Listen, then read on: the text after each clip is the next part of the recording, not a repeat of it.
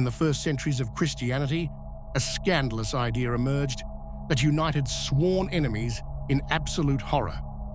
What if the God of the Old Testament isn't the true God at all, but a demon who trapped us in this world? Today we're exploring the Demiurge, the malevolent cosmic creator that ancient Gnostics believed fashioned our reality as a prison. We'll trace how this figure evolved from Plato's benevolent craftsman into the ignorant, jealous tyrant known as Yaldabaoth, and discover the disturbing evidence that linked the biblical god Yahweh with the Egyptian chaos demon Set. This isn't just ancient mythology, it's a systematic theological argument that challenges everything. Let's begin. Picture the Mediterranean world in the first centuries of the Common Era, an intellectual powder keg, mystery cults promising salvation, philosophical schools battling over truth, Judaism spreading, Christianity being born, absolute chaos. But despite their bitter differences, despite theological wars that sometimes turned literally bloody, almost everyone agreed on one foundational truth: the gods are good, or God is good if you're a monotheist. The cosmos, however imperfect, was created with humanity's well-being in mind. This wasn't controversial, this was axiomatic. From Stoic philosophers to Jewish rabbis to pagan priests, from Athens to Alexandria to Rome, the consensus was absolute. Divinity equals goodness. To be a god meant to be fundamentally benevolent.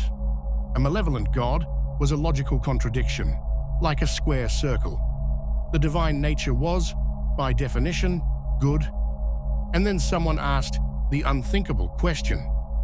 Someone looked at the world around them, the suffering, the violence, the injustice, children dying, earthquakes destroying cities, animals tearing each other apart, and said, what if the Creator isn't good? What if that's the simple answer?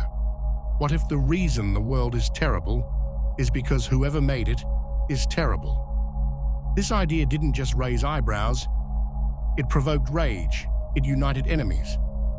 Pagan philosophers who despised each other joined forces with Christian bishops and Jewish scholars to condemn this heresy with absolute fury. The very suggestion was an attack on the foundations of civilization itself. But the idea wouldn't die, because deep down, it answered a question nobody else could satisfactorily address: the problem of evil. And it all started in the most respectable place imaginable. Like almost everything in Western philosophy, this story begins with Plato.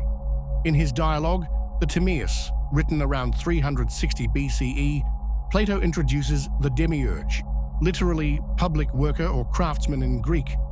But Plato's Demiurge is no villain. He's a cosmic architect attempting to create the best possible world.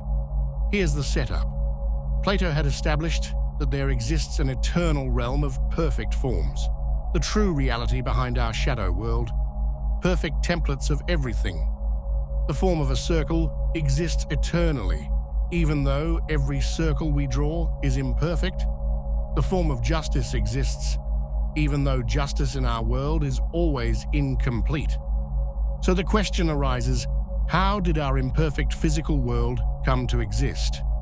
Something needs to bridge the gap between eternal perfection and temporal imperfection. Enter the Demiurge. He gazes upon the perfect forms and attempts to impose their patterns onto pre-existing chaotic matter. And here's the crucial point. Plato's Demiurge is good, completely benevolent. He wants to create the best cosmos possible, but he's working with terrible materials. It's like asking the world's greatest architect to build a palace using nothing but rotting wood and crumbling stone.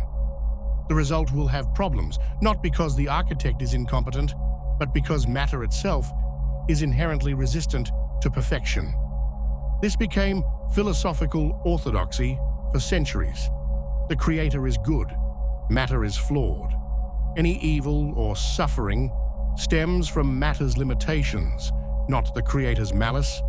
This was settled truth, the foundation everyone built on. But then something happened that would poison this beautiful philosophical consensus. It started with ethnic hatred, religious warfare, and deliberate propaganda. It started in Egypt. Ancient Egypt, in the centuries before and after Christ, was a tinderbox. A massive Jewish population in Alexandria lived alongside native Egyptians, watching their civilization crumble under Greek and Roman occupation. These communities had fundamentally incompatible narratives. At the heart of Jewish identity was the Exodus story. Enslaved in Egypt for 400 years, Moses confronting Pharaoh, 10 devastating plagues, the Red Sea parting, triumphant escape. Jews celebrated this story every Passover. It defined them. But think about what this narrative says to Egyptians. It says their gods are powerless frauds. Each plague attacks a specific Egyptian deity. The Nile god, happy, humiliated when water turns to blood. The frog goddess Heket, mocked by the plague of frogs. Ra himself defeated when the sun goes dark. It says Egyptian society is fundamentally evil, built on slavery, deserving divine punishment. It says their semi-divine pharaoh was so wicked that the true God had to intervene. And Egyptians had to hear this story celebrated year after year while living under foreign occupation, their gods having failed to protect them from conquest, their glory days long gone, their culture slowly dying. So they fought back, with propaganda, with counter-narratives, with theological warfare. Egyptian writers began spreading an alternative version. The Israelites weren't noble slaves. They were diseased lepers and polluted outcasts, expelled for public health. They were associated with the hated Hyksos invaders. They were unclean enemies of civilization. And their god, Yahweh, he wasn't mighty, he was a demon. Specifically, they associated Yahweh with Set. Set, the murderer of Osiris, the god of chaos, disorder, violence, associated with the sterile desert, with storms, with everything dangerous and destructive, the cosmic troublemaker. And Set was depicted with the head of an unknown animal, possibly a donkey. Egyptian propagandists weaponized this.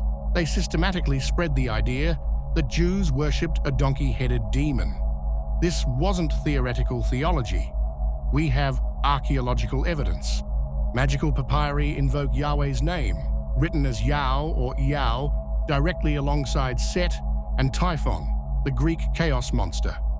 Spells use donkey hairs in rituals invoking Yao and Sabaoth.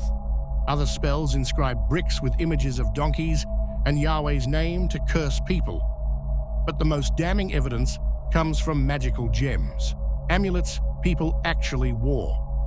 Several surviving examples show a figure with a donkey head, serpent legs, holding a whip, with the name Yao inscribed. One famous gem in the British Museum shows this donkey-headed demon surrounded by the names of the 4 archangels, Uriel, Suriel, Gabriel, Michael, unmistakably linking this grotesque entity with the Jewish God. This wasn't random, this was systematic demonization over centuries.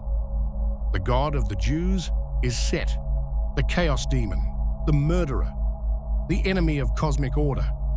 And then Christianity emerged. Initially viewed as a Jewish sect, Christians inherited all this anti-Jewish propaganda. If Jews worship a donkey demon, so do Christians.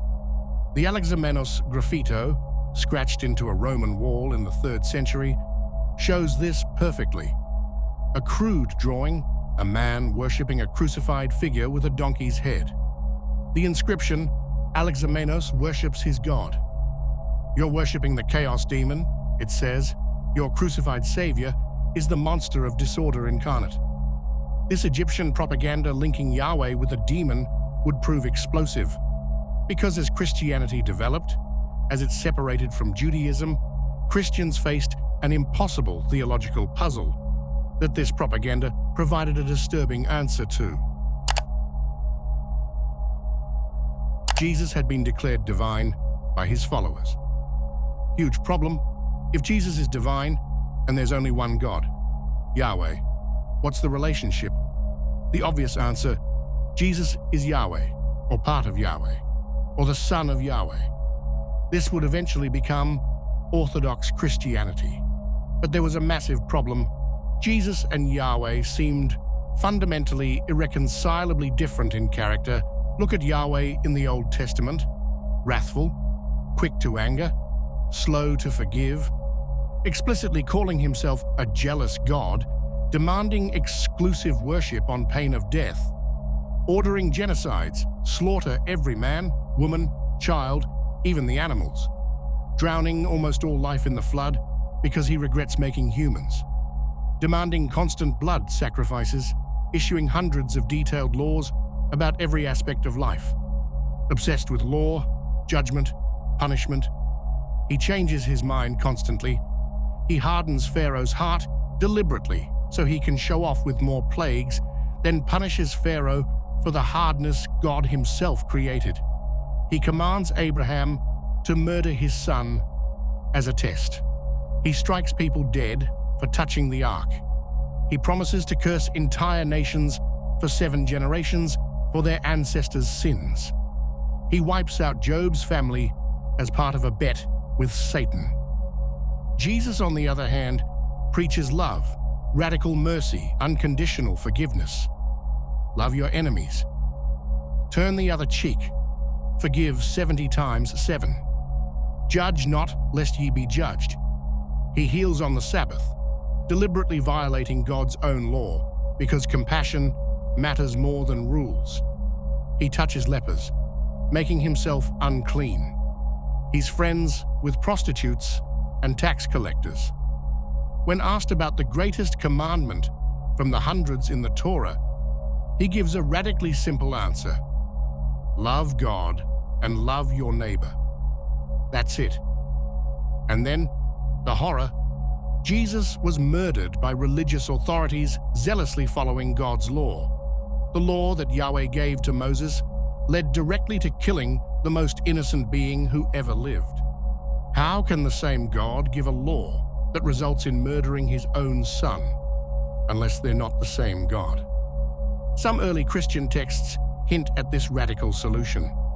The Gospel of John contains what might be the most explosive verse in Scripture. Jesus tells Jewish religious leader, "You are of your father the devil, and your will is to do your father's desires." He was a murderer from the beginning. Read that carefully. Jesus is saying their father, the one who gave them the law, is the devil, or more precisely, the father of the devil. And this father devil is a murderer from the beginning, from Genesis, from creation itself. Most Christians read this metaphorically, but some early Christians read it literally and reached a stunning conclusion. Yahweh, the creator God of the Old Testament, is the devil, or the father of the devil. The God of this world is not the true God at all. And it's not just John. Paul repeatedly refers to the God of this world, who blinds minds, to rulers and authorities and cosmic powers over this present darkness, to the rulers of this age who crucified Jesus in their ignorance. Who are these cosmic powers? These rulers? Could Paul mean spiritual entities, Archons, serving a creator God who himself isn't the true God? These texts opened a door, and through that door stepped one of the most controversial figures in Christian history, a man who would systematize these hints into a devastating theological framework that would shake the ancient world. Marcion of Sinop was born around 85 CE into a wealthy family, possibly the son of a bishop. By 140 CE, he arrived in Rome with 2 things: a massive financial donation to the church and a fully developed theological system that would prove catastrophically controversial. Marcion's thesis was simple but revolutionary. The God of the Old Testament and the God revealed by Jesus Christ are two entirely different beings, not different aspects of the same God. Literally two separate entities with fundamentally opposed natures locked in cosmic conflict. According to Marcion, Yahweh is the Demiurge, the creator of this physical universe, but he's not the supreme God. He's a lower, inferior being characterized by wrath, jealousy, fickleness, and obsession with law and judgment. Marcion did something most Christians refuse to do. He read the Old Testament carefully, honestly, without apologetics, and he catalogued the undeniable moral failures and atrocities of this creator God. This God commands genocide repeatedly, orders Israelites to slaughter entire populations, Canaanites, Amalekites, Midianites, killing men, women, children, animals. Divinely ordained ethnic cleansing.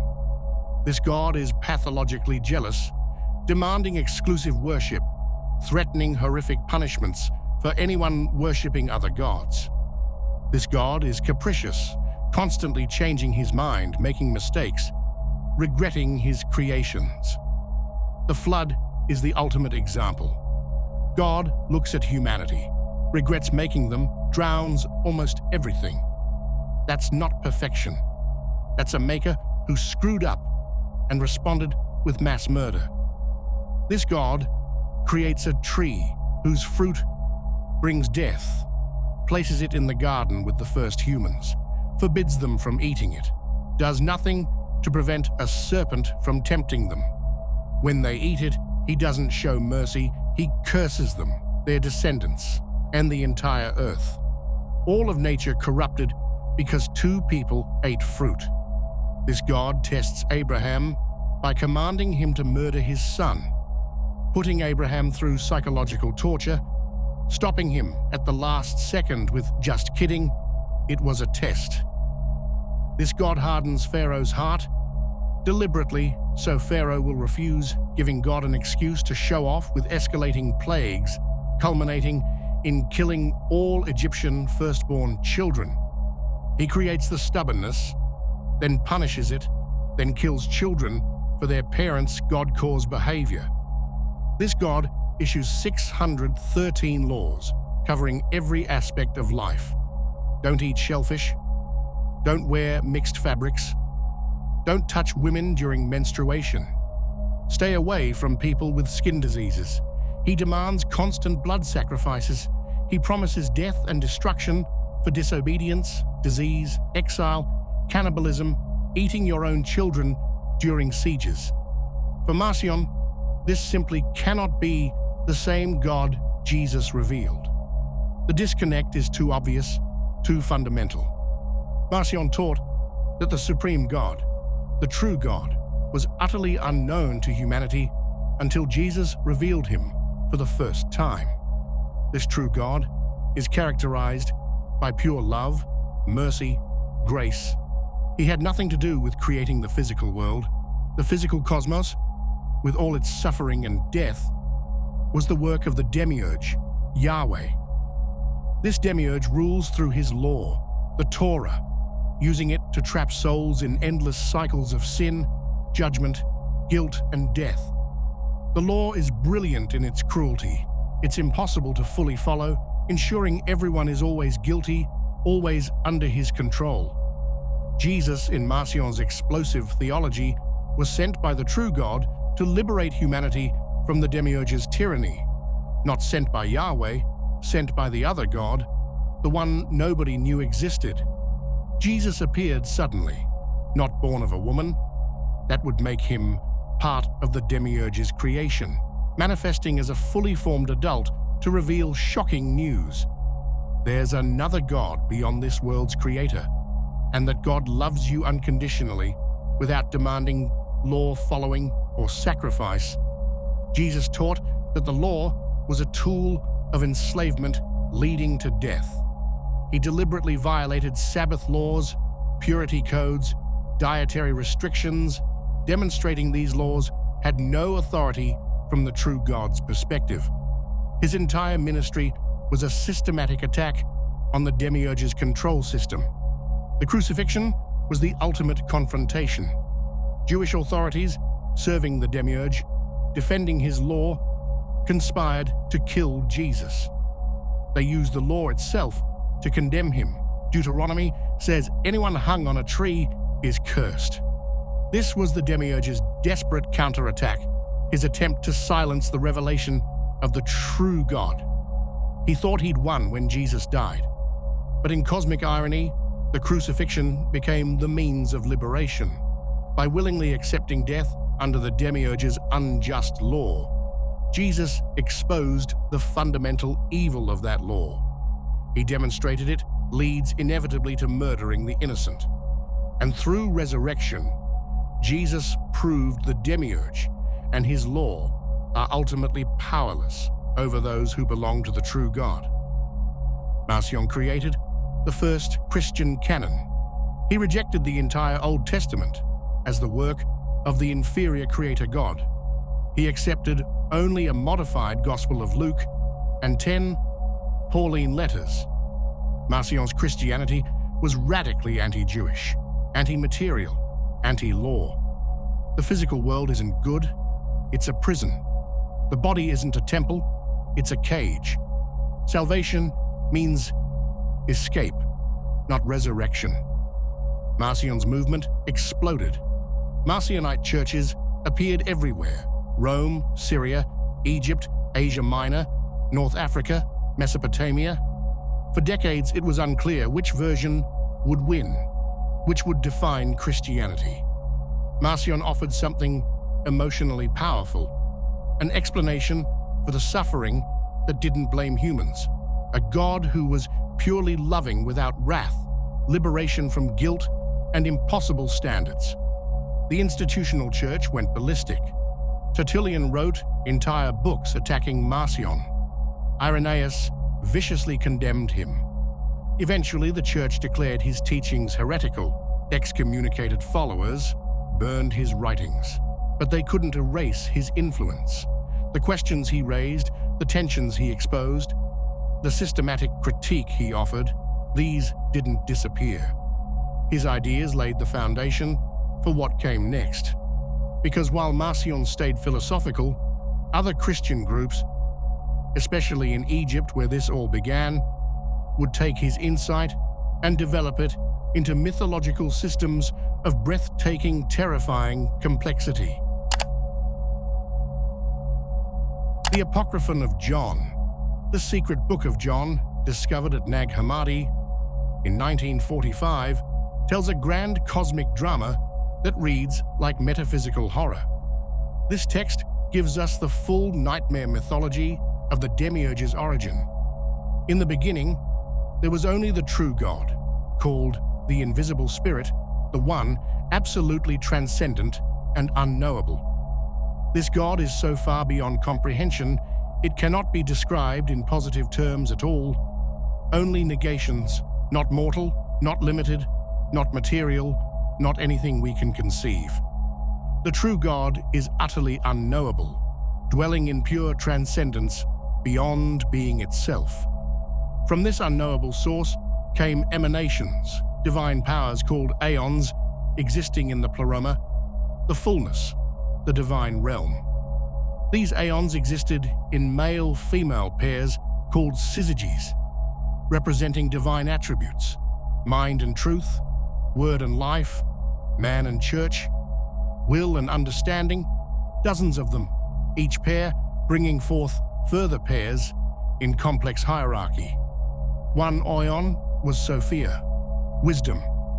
She held a special position as one of the last emanations, the youngest but still fully divine, still part of the pleroma, associated with the divine feminine principle, with the desire to know and create. But Sophia made a catastrophic error with consequences rippling through all reality forever.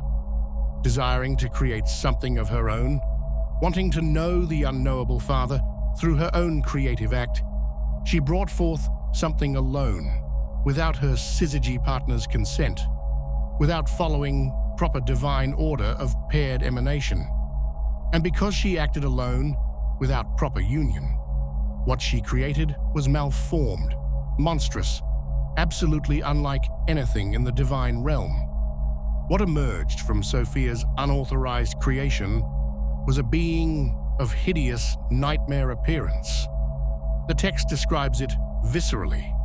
The face of a lion, fierce and predatory, the body of a serpent, writhing and chaotic, with eyes like flashing lightning bolts, burning with insane intensity.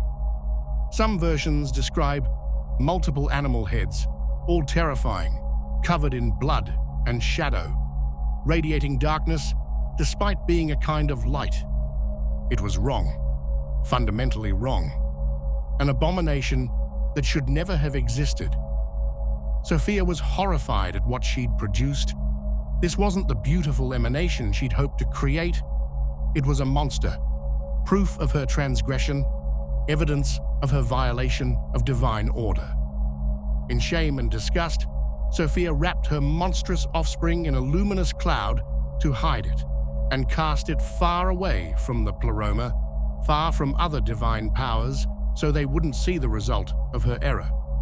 She named it Yaldabaoth. The name's meaning is debated, possibly child of chaos or child of Sabaoth, or a deliberate corruption of Yahweh's Sabaoth, linking this entity explicitly to the Jewish God. This being, this cosmic mistake, would become the Demiurge, the malevolent creator of our entire physical universe. Here's the crucial point: Yaldabaoth was never meant to exist. He was a mistake, a cosmic accident born from Sophia's desire to create without proper order.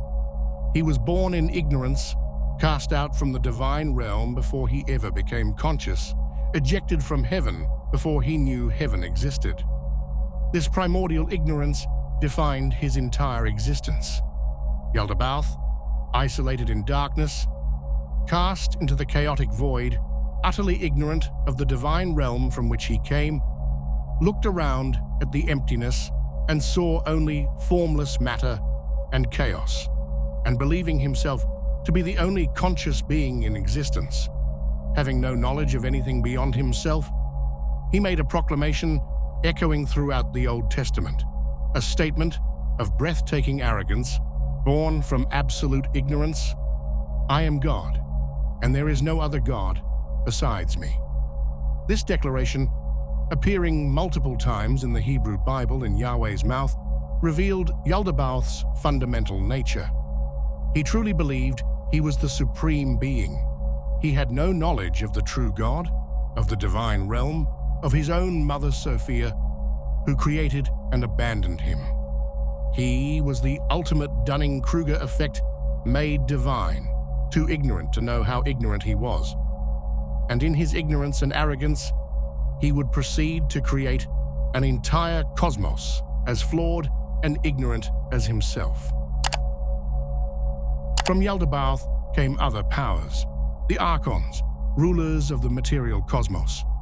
These Archons were similarly ignorant and malevolent, each embodying negative qualities, ruling different aspects of material existence.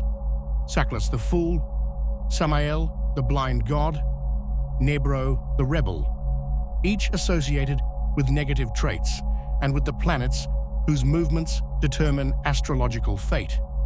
Together, Yaldabaoth and his Archons created the physical cosmos, but not as an act of love. They created it as a vast cosmic prison, designed to trap spiritual light that had fallen from the upper realms through Sophia's catastrophe.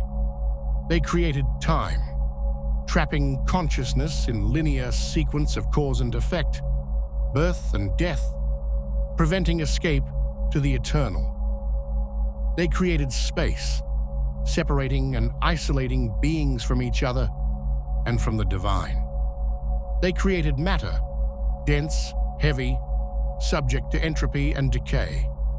They created the planets and stars, whose movements determine fate and necessity, the illusion that our lives are predetermined, that we have no free will. And finally, they created humanity.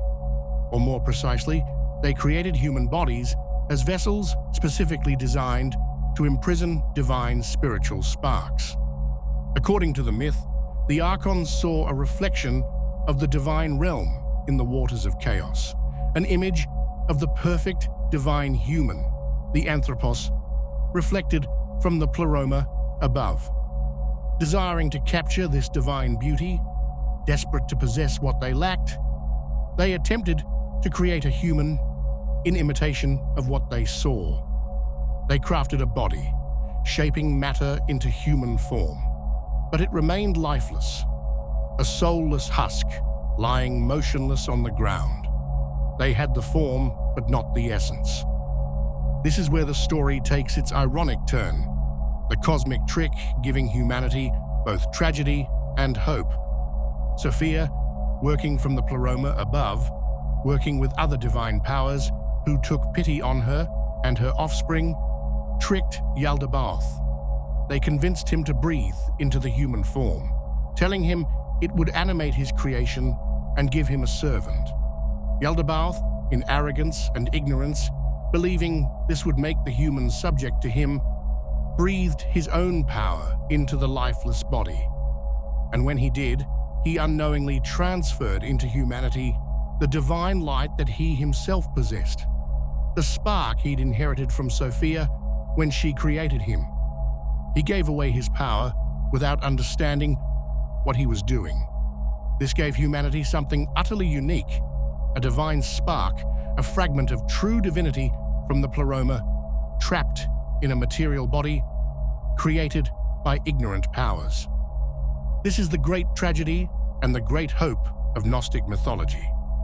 We are literally divine spirits imprisoned in matter, sparks of the true God trapped in bodies fashioned by the Demiurge as our cells, living in a cosmos deliberately designed as our prison. But we carry within us something the Archons cannot fully control or destroy, something they don't even understand, the divine light that makes us capable of awakening and escaping. This is why humans feel alienated from the world, why we sense we don't belong here, why we yearn for something beyond the physical that we can't even name. It's not metaphor. According to this mythology, it's literal truth. We are exiles from the divine realm, refugees trapped in enemy territory, prisoners in the Demiurge's creation. That feeling of existential homesickness, that sense that something is fundamentally wrong with reality, that's not depression or maladjustment, it's memory trying to break through. It's the divine spark recognizing this isn't home. Yaldabaoth and his Archons quickly recognized that humans possess something they desperately lacked, genuine spiritual light from the divine realm beyond their creation. Jealous and terrified that humans might awaken to their true nature and escape, the Archons implemented increasingly elaborate systems of control. They imposed astrological fate through the planets, making people believe their lives were predetermined by the stars, crushing the illusion of free will. They created sexual desire and reproduction to trap souls in the endless cycle of birth and death, ensuring new bodies would constantly be produced to imprison more divine sparks. They introduced physical passions and appetites, desires keeping humans focused on bodily satisfaction rather than spiritual awakening. And most insidious of all, they gave humanity religion and moral law, codes claiming divine authority, but actually designed as tools of enslavement. These laws kept humans trapped in guilt, shame, fear, always feeling inadequate, always seeking favor from a God who could never be satisfied because the whole system was rigged. The law was brilliant in its cruelty. It made people complicit in their own imprisonment. By following religious rules, by trying to please the Demiurge through obedience and sacrifice, humans actually strengthened the Archons' control. It kept their focus on external behaviors, rather than internal awakening. It made them police themselves and each other. The perfect prison, one where the inmates guard themselves. Now we arrive at the question this entire investigation has been building toward. What is the relationship between the Demiurge and Satan? The relationship is complex and varies across traditions, but several interpretations emerged. In some Gnostic texts, the Demiurge and Satan are essentially the same being under different names. Yaldabaoth, Saklas, Samael, Set, Satan, just different titles for the same entity, the ruler of this material world who opposes the true God. When Jesus speaks of Satan as the ruler of this world, he's referring to the Demiurge. In other traditions, there's a hierarchical relationship. The Demiurge is the father or creator of Satan, but Satan is a subordinate being, one of the chief Archons, but not the Demiurge himself. This reading harmonizes with John 8. If the devil is the son, then the father of the devil is Yahweh, the Demiurge, characterized as a murderer from the beginning, because he created death itself when he made this mortal world. In yet other esoteric traditions that emerged later, the relationship becomes more nuanced.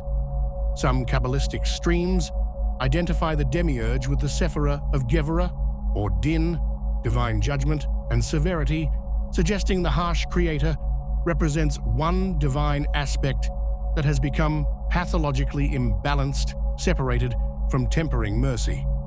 Medieval Christian mystical traditions developed the concept of the Rex Mundi, the king or prince of this world. This figure, clearly satanic or semi-satanic, rules the physical cosmos with God's permission, but in opposition to God's true will. The Cathars of southern France, exterminated in the genocidal Albigensian Crusade, taught explicitly that the material world was created by an evil God. What emerges across traditions is a consistent insight. The power that rules this world, whether we call it the Demiurge or Satan or the prince of this world, is not the ultimate God, but something lesser, something hostile or indifferent to human well-being, something we must transcend rather than submit to. The creator of matter is not the creator of spirit. The giver of the law is not the source of true grace. And the one who claims there is no God besides me is himself proof that there must be something beyond him, because his creation is too flawed to be the work of true divinity. The implications for how we understand reality, religion, and existence are staggering. If we take this mythology seriously, even as metaphor, it means almost everything we've been taught is wrong or deliberately misleading. Religious authorities claiming to speak for God might actually be speaking for the Demiurge, maintaining our imprisonment. What we call virtue, obedience to moral and religious law might actually be submission to our jailer. The feeling that something is fundamentally wrong with existence isn't pessimism, it's accurate perception. And yet, the Gnostic vision isn't ultimately despair. It's weirdly hopeful in its dark way, because it says that despite everything, despite living in a prison created by an evil or ignorant God, despite the Archons' control systems, despite being trapped in matter, we still carry within us the divine spark that cannot be fully extinguished. We can awaken. We can remember our true origin. We can see through the illusion. We can escape, not through following more rules or pleasing the Creator, but through Gnosis, through direct knowledge of our true nature and the true God beyond this world. This message has resonated powerfully throughout history, precisely because it addresses something deep and real people feel. The sense that we don't belong here. The feeling that reality is somehow false or limited. The intuition that there's something more, something beyond, that we've forgotten. Conventional religion says these feelings are sin, or lack of faith. Conventional psychology says they're symptoms to be medicated away. But Gnosticism says, trust those feelings. They're trying to tell you something true. You really don't belong here. This really isn't your home. And you're right to yearn for escape.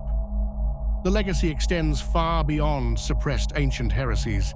It influenced Manichaeanism, spreading from Persia across Asia and Europe. It influenced medieval movements like the Paulicians and Bogomils. It survived in folk traditions, mystical currents, esoteric orders, and it keeps resurfacing in modernity. The Romantic poets were deeply influenced by Gnostic ideas. William Blake's mythology of Urizen, the tyrant creator who imposes law and limitation, is essentially a demiurge figure. The existentialists' emphasis on the absurdity of existence echoes Gnostic themes. Modern Gnostic revivals, chaos magic movements, left-hand path practitioners all engage with the demiurge concept. In our contemporary moment, with anxieties about technology, simulation theory, artificial intelligence, and the construction of reality itself, the ancient Gnostic vision seems almost prophetic. The idea that we might be living in a computer simulation created by an intelligence vastly superior to us, but not ultimately divine, is basically the Gnostic mythos, translated into technological language.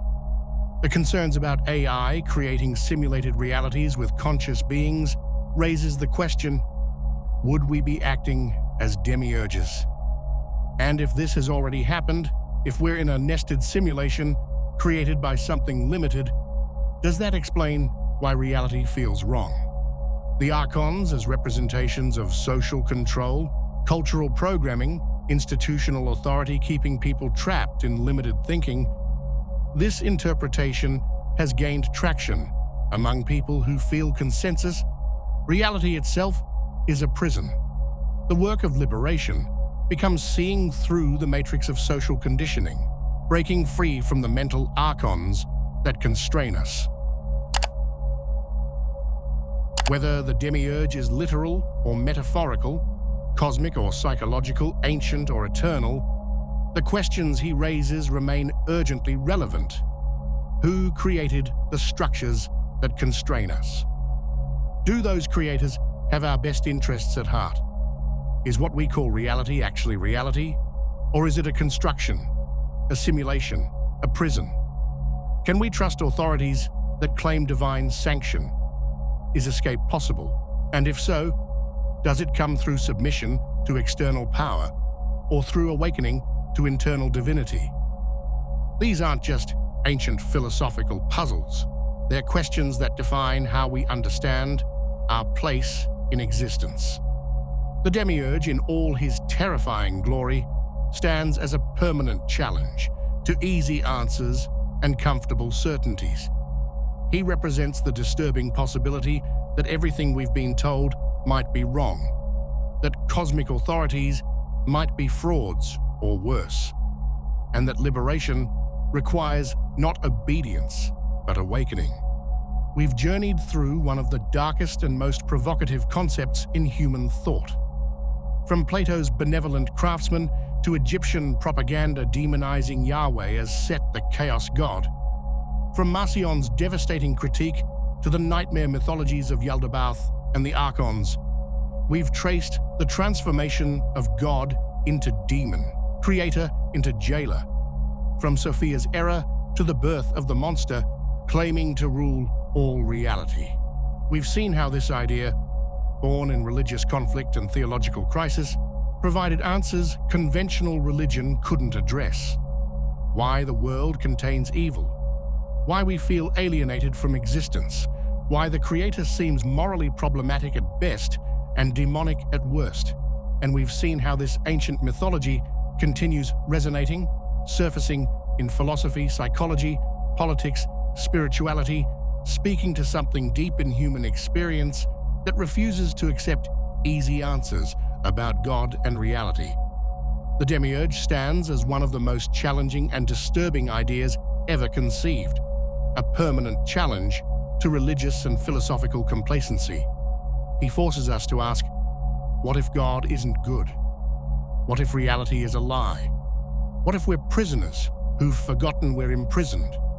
And most importantly, what do we do with that knowledge if it's true?